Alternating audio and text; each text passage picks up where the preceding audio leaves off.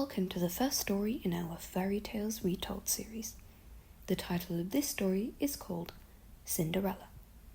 Once in our fairy tale capital lived Cinderella, her mother, her father, and her two stepsisters. Now, they were all very hard-working bakers who got up at 6:30 every single morning to make bread. They made French bread, lots of French bread, because there's so much French bread around. French bread, Italian bread, German bread, normal bread, sliced bread, wholemeal bread, not really sliced bread, burnt bread sometimes. Bread with nuts, bread with raisins, bread with spinach, which was green. In fact, they had bread with almost every ingredient imaginable, apart from fish eyeballs, because they got bad reviews on that one. On Google Maps, their bakery was called Cinderella's Bakery, because all of the young men in the capital knew Cinderella. Now, we get on to Cinderella. Cinderella, while very sweet and good-natured, was not exactly suited for any sort of practical work. She was, how would you say this, a little bit absent-minded. This is not to say that all pretty, sweet and good-natured people are absent-minded. It was just Cinderella.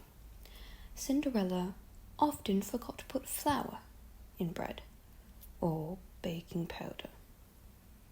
This was not very good for the family business, so she mostly did odd jobs, such as sweeping up the flour, but sometimes she would dump it into pans instead of the bin, which was rather inconvenient for anyone who happened to be trying to make jam the next day.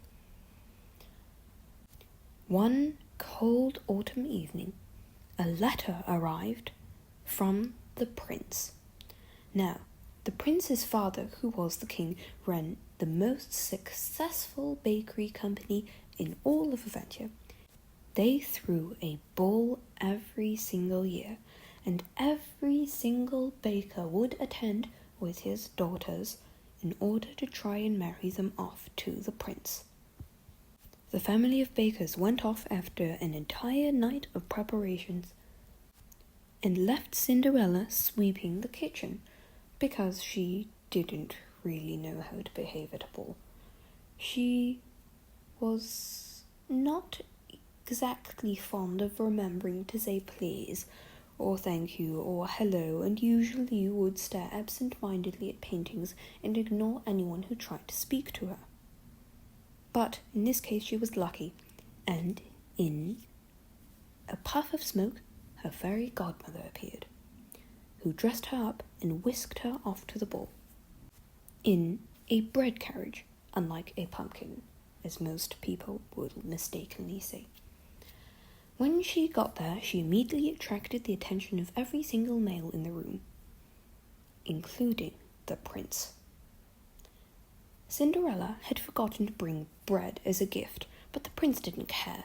He didn't care about all of the lovely baker's daughters who were there, and had made the most elaborate breads in all of history.